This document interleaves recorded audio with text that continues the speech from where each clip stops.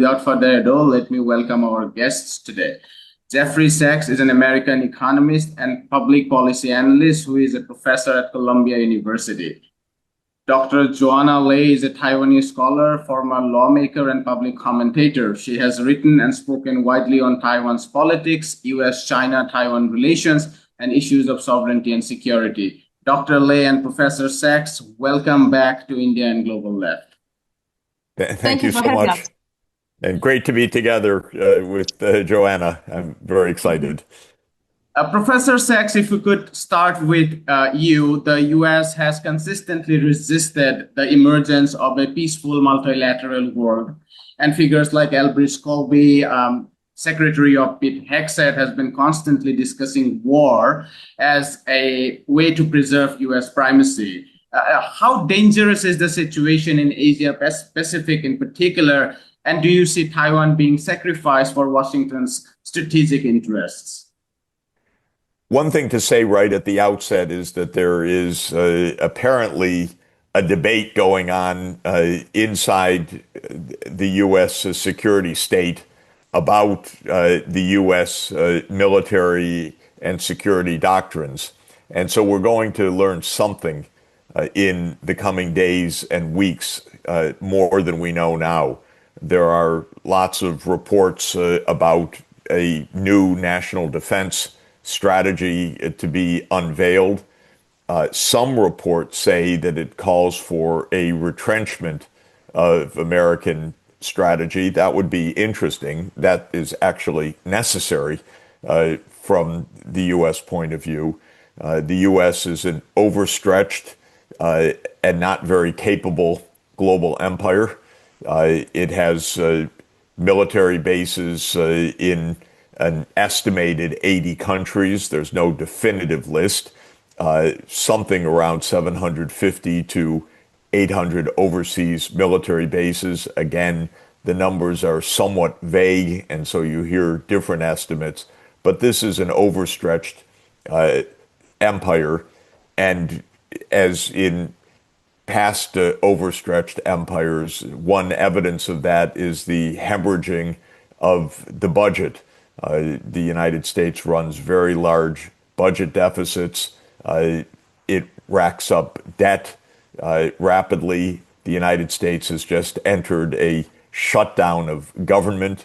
This could last hours or days or even weeks, but it reflects the fact that the budget and fiscal policy is in disarray in the United States, and that is a reflection of the overstretched nature of the American empire.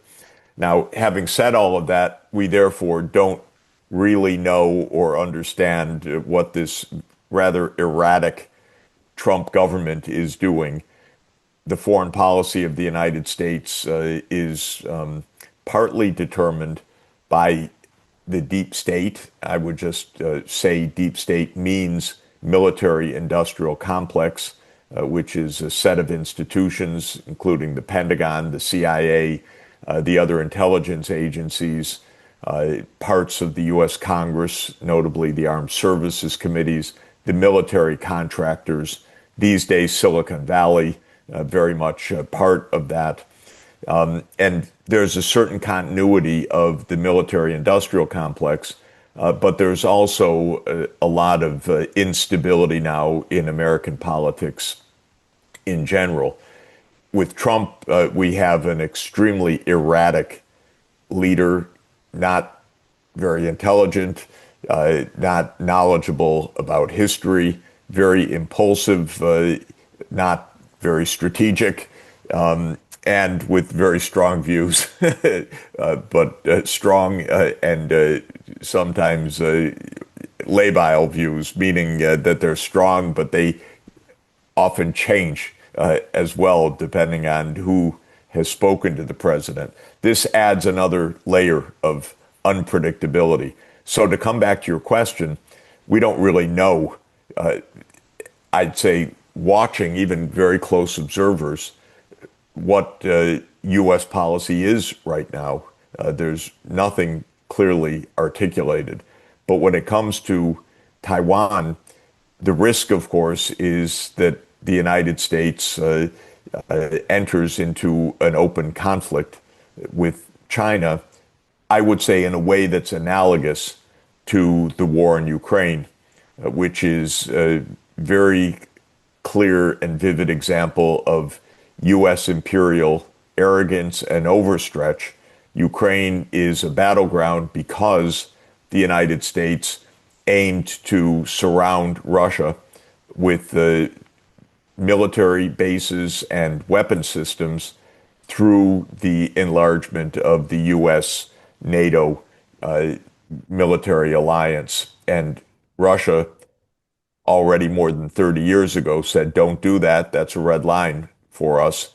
The United States does not hear red lines traditionally. One of the main points about this arrogant and stumbling U.S. empire is that it takes pride in not acknowledging or recognizing any other country's red lines, even up to and including nuclear superpowers. And it's gotten worse and worse at listening to other countries' red lines over time. There was a certain deadly prudence in the 1950s and 1960s, the mutually assured destruction doctrine, the idea that we were on the knife edge of nuclear war was appreciated and understood to some extent. Now that's brushed aside, and for the last 25 years, especially after the end of the Soviet Union, the United States said, well, we're on our own, we can do what we want. When it comes to Taiwan, that could mean U.S. arming Taiwan over the vociferous objections of the People's Republic of China. It could mean all the things that Dr. Lay knows more than anyone else in the whole world about. So I won't say more, but it could mean making provocations that could lead to an open war with China. God help us if that happens. It would be terrible, extraordinarily dangerous, horrible for the United States, by the way, because I don't think the U.S. Would have much military success thousands of miles away from its border. But there's nothing in America's history over the last 50 years or so that gives you much confidence of the quality of judgment of American leadership. 偷偷告诉大家，我最近发现了新法宝 Royal Face 逆时奇迹系列，它有活肤露、全效精华，还有精华霜。尤其我皮肤比较偏干，所以我非常的注重保湿。保湿做得好，肌肤自然丰润。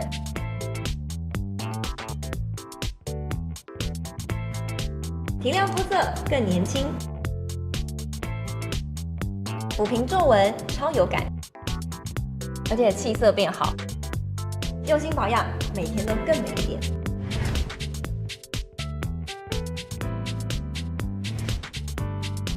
美吧。